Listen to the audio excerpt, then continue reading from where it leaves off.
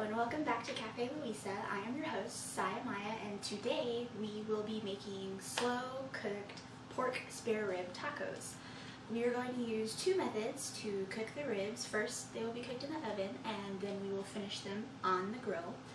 And I will also be teaching you how to make corn tortillas by scratch. We've got quite a few ingredients today, so I'm going to go ahead and give you a close-up of those. Okay, so today we are working with 3 tablespoons of brown sugar. We're working with some Knorr caldo de pollo, bacon fat, 2 tablespoons of Himalayan pink salt, 1 tablespoon of garlic salt, and 2 teaspoons of black pepper. We've got some pork spare ribs, 1 onion, about a half a bunch of cilantro, 3 limes,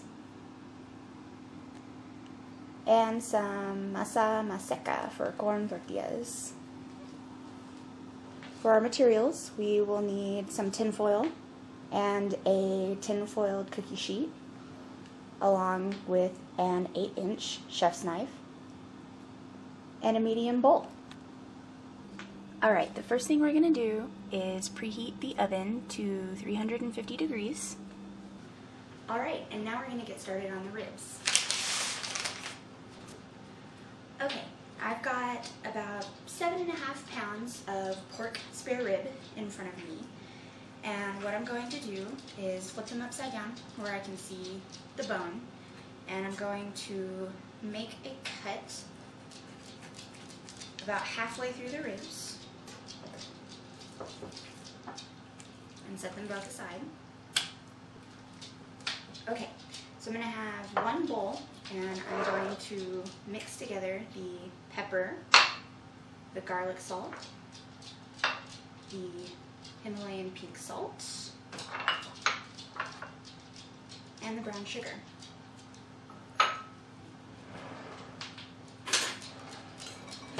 Go ahead and give it a fluff with your fork. Make sure that the brown sugar isn't too clumpy.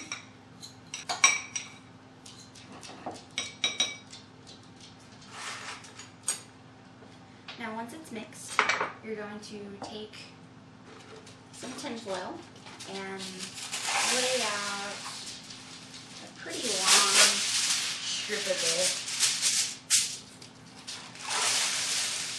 And get a second piece of tin foil so you can cross wrap it. Okay, you're going to take the ribs, or 1/2 rack of them. Okay, so you're going to take 1/2 rack of ribs, and then you're going to get a spoon and spoon on a little bit of bacon fat. Rub it into the meat.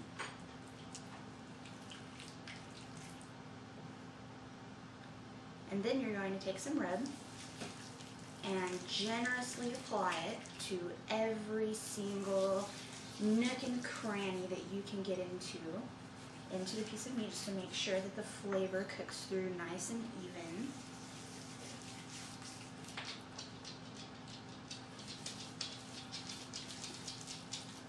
You flip it over and do the same thing to the side of the ribs.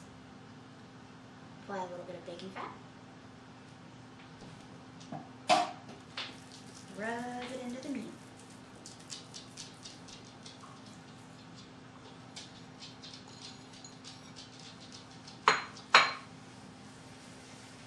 And then apply your rub.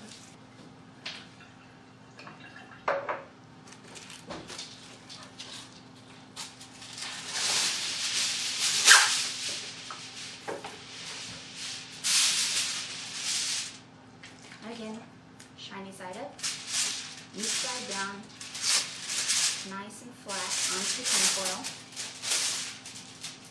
Make sure you get all the inside of the tin foil. And wrap it up nice and flat.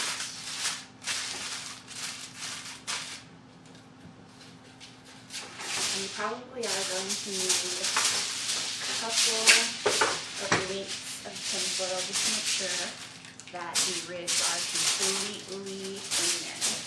You don't want any heat escaping.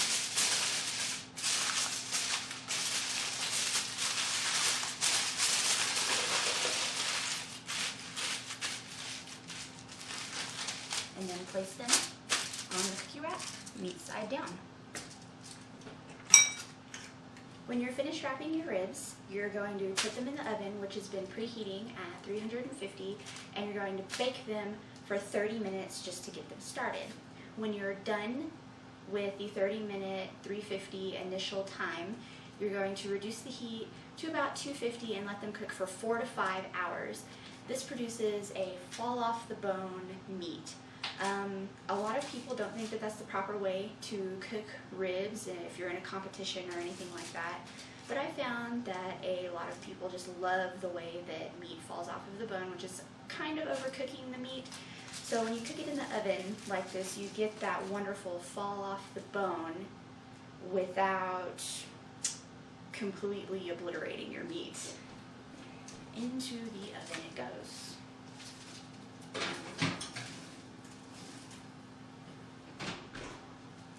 Alright, once you've put your meat into the oven, you want to prepare your onion, cilantro, and limes to make tacos, and go ahead and give your kitchen a quick cleanup, so we'll be right back. Alright, so now we are getting ready to switch the oven from 350 to about 200. If your oven goes lower, maybe to 150, then I would suggest putting it to 150. The slower that you cook these ribs, the better it is for the flavor of the meat. Alright, so we're going to switch it down to 150, and we're going to let it sit in the oven for another 3 to 4 hours, just kind of depending on how much meat you use. The more meat you use, the longer it takes. The less meat you use, the less time it takes. And we'll be back when they're done. Welcome back. So, we have been waiting for our ribs to finish. They've been in my oven for about 4.5 hours, and they've got about another 30 minutes to go. So while I'm waiting, I'm going to go ahead and make the tortillas, which is going to take 3 cups of maseca, 3 teaspoons of nor caldo de pollo,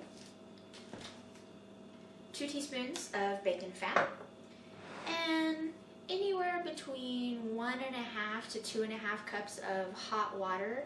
And I'll show you what the dough looks like when we're done making it, but here's the mix of the masa and the nor. Alright, now what we're going to do is take the bacon fat and spoon it into the maseca. And you've got about 2 cups of hot water, and you're going to add 1 cup of it initially, and just go ahead and give it a good mix with your hands. So this is a tortilla mix, and it consists of 3 cups of maseca, 3 teaspoons of nor chicken caldo,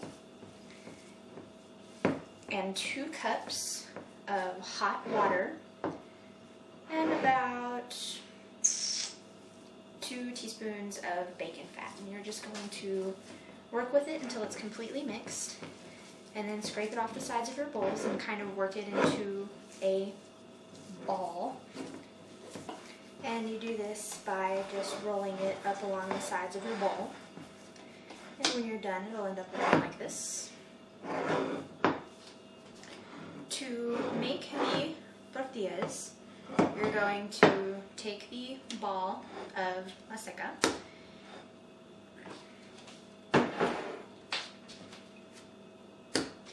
and pull off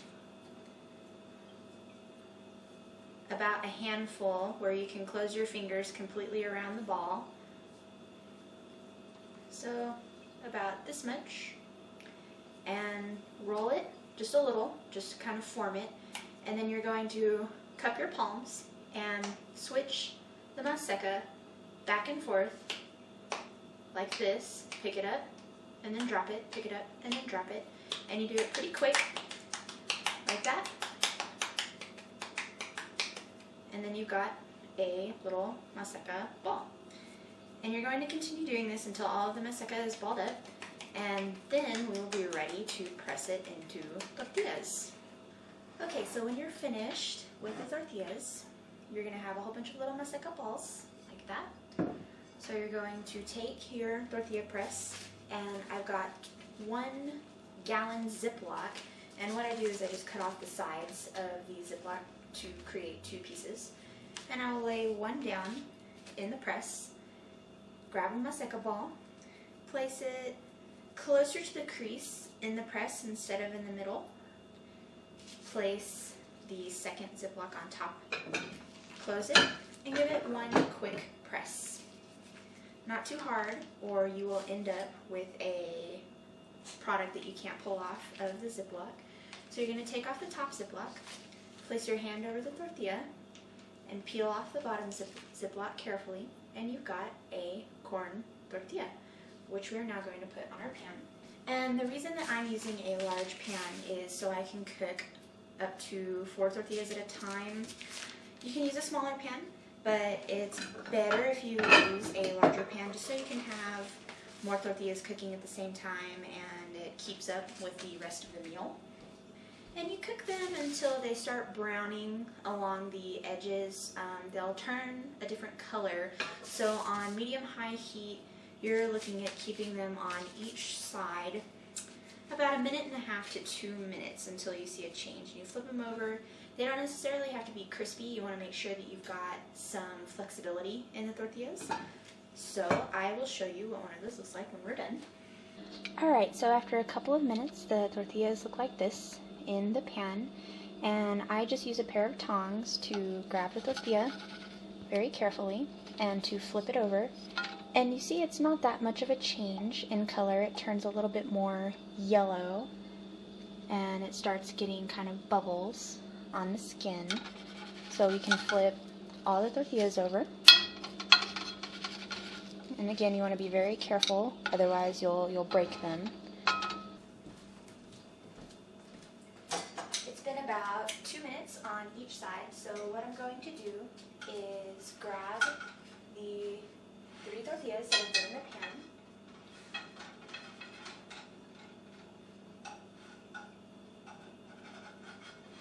and I'm going to go ahead and place them in a bowl with the towel, and I'm going to cover them up nice and tight. This keeps them nice and pliable. The steam gets trapped in the towel, and it keeps them really warm, so you can be cooking for another 15-20 minutes before they start getting cold. Now that I've got a couple of batches of tortillas done and in the bowl, I've got maybe a few more rounds to do on this. My ribs are almost done, so I'm going to go ahead and start the grill and get my rub ready, my wet rub, and I will show you what that consists of, and I'll be right back. Alright, now we have finished with the tortillas, and I pulled the 2 half racks of ribs out of the oven. But what I'm going to do is place them on a cutting board and then take my chef's knife and go ahead and cut those 2 half racks in half, and they should cut very, very easily. You can pull the meat apart at this point. And I'm cutting them just to make them a little bit easier to handle on my grill. So once they're cut into 4 pieces, this is my wet rub barbecue sauce for the ribs as they go onto the grill. It consists of 2 teaspoons of salt, 2 tablespoons of brown sugar, 2 tablespoons of Worcestershire sauce, 1/4 cup of tomato paste, 4 minced garlic cloves, 1 tablespoon of mustard, and 1/4 cup of crushed pineapple. I'm going to walk them outside and put them on the grill, and then we're going to baste them with a little bit of wet rub barbecue sauce, and they'll be ready to eat. Okay, so now I'm out here with my grill, and it has been heating on high for about 30 minutes now. I've got my cut racks of ribs, and my barbecue sauce. So I'm going to go ahead and open the grill. We've got a good flame going, and place the racks bone side down first onto the grill. The reason that I'm placing them bone side first is so I can get a good baste onto the ribs. And what I'm going to do is take the barbecue sauce and generously apply it to the tops of the ribs.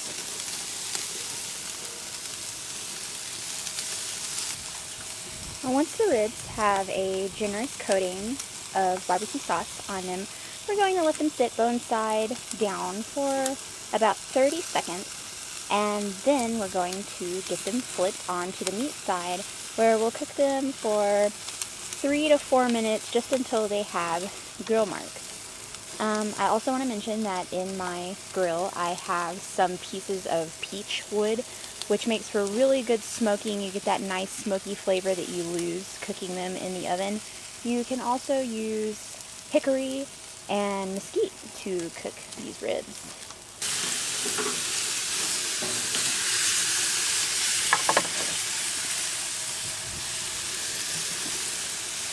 And once you flip them over, you're going to go ahead and close the lid and let them cook for about, like I said, 3 to 4 minutes.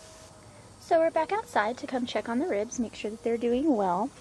We're going to go ahead and open this up, and those look just about ready to pull off.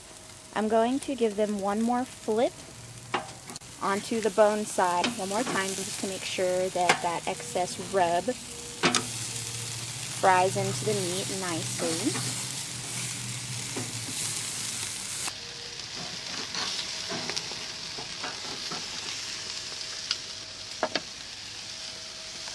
You see how lovely those pieces of meat look.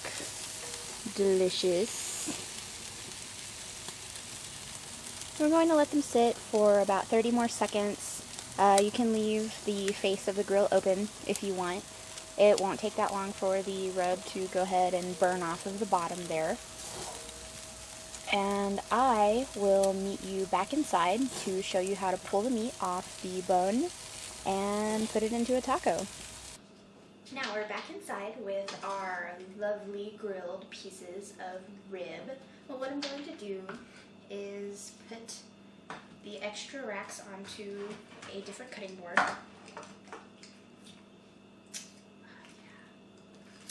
Those look excellent. I'm going to take a fork and flip one of the ribs over, just so I can see where the bone is. And to shred it off the bone, all you have to do is put the fork right along the bone and then pull right out, and you'll have some great pieces of shredded rib meat. I'm going to let you look at that up close. Taco building time. What we're going to do is take one tortilla and put your hand in it like this, just to make it kind of crease a little bit. You can take parts of the shredded meat, whatever you like, something a little bit more grilled or a little bit more not, completely up to you. You sprinkle some onion with some cilantro, put in a few radish pieces, and top the whole thing off with a squeeze of lime. And there you have it, a spare rib pork taco.